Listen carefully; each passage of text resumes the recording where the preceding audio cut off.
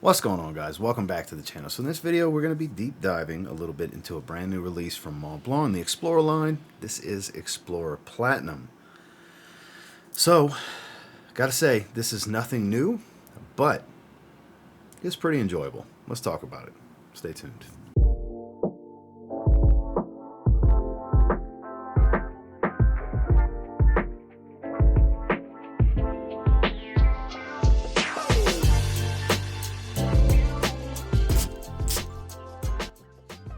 Real quick, we'll take a look at the presentation. So, highly reflective, standard Explorer box, just like I said, mirrored and reflective with platinum gray, I guess you could say. Going all the way around, nothing special going on there. Some info on the bottom, just a basic box. In regards to this bottle, as you can see, it's a 60 ml. So, got this weird little discoloration on the top of my cap, but it says Mont Blanc Explorer going around the bottle, and instead of blue like on Ultra Blue, black like on Explorer, we have that platinum gray, silver-ish type color. Then we have some more information going around the edging of the glass, batch code, stuff like that. You can see it's kind of yellowish color to the juice. Cap clicks strongly into place, and it's got a pretty good atomizer with the Mont Blanc emblem on the top of the atomizer. Let's talk about this scent. So this is a simplistic note breakdown: violet leaf, clary sage, cedar wood.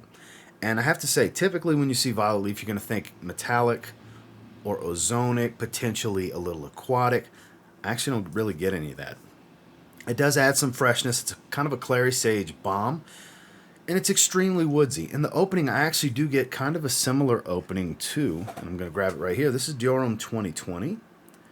Very similar opening. It's a little creamy, a little fresh, a little touch of sweetness, but doesn't smell like Icy Super. It does, as it dries, doesn't become Dior 2020, but I get a little bit of resemblance to that in the top.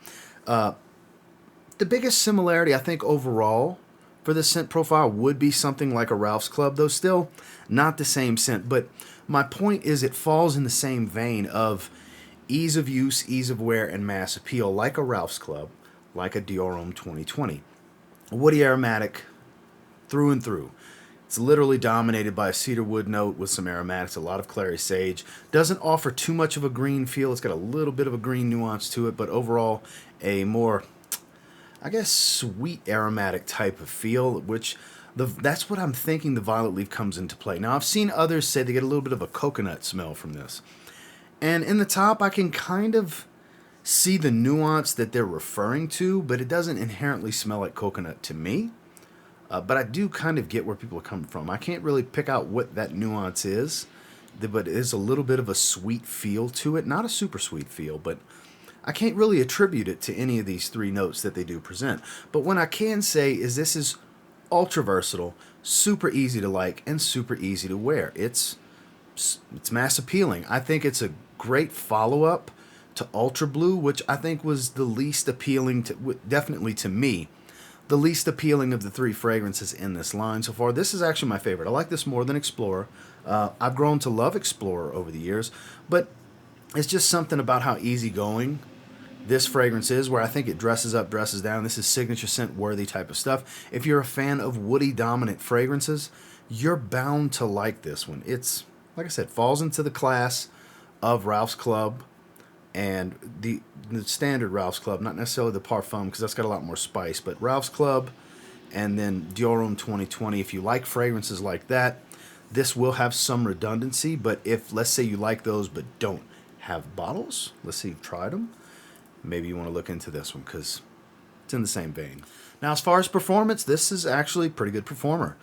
Far from a beast, but not an average performer either. This has been falling in the 7 to 8 hour range on my skin, which I can safely say is the 6 to 8 hour range in longevity, which falls into the sweet spot for me. And it's been on the higher side of that 7-8 hour range since I've been spending time with it.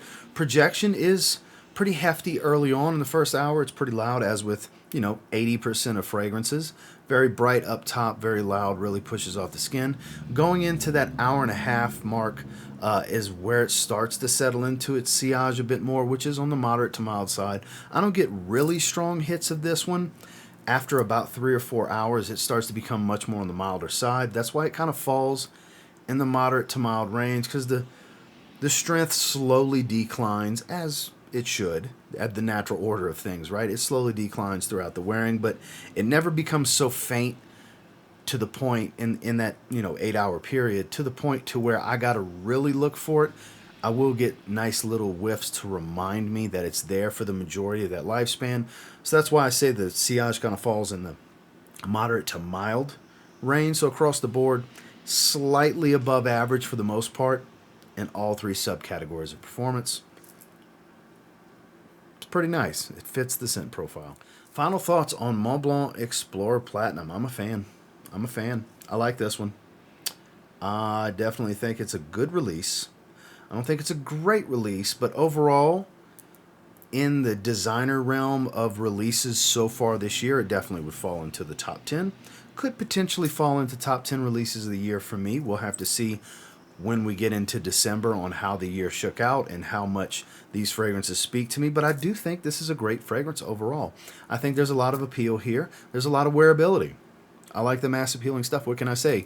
You could do a lot worse. I picked this up from Fragrance Buy for $55. It's a brand new release. Link below if you're interested. I think it's great at an 8 out of 10. I think that's a really good rating for this one. Some will disagree. Some will agree. Some will give it a higher rating. It's all subjective. Everybody's got different tastes, and a lot of people will have differing opinions on this. But for me, it falls in line with some of the most versatile fragrances I own. Well, that's my thoughts and feelings on the brand new release Mont Blanc Explorer Platinum. I'm a fan.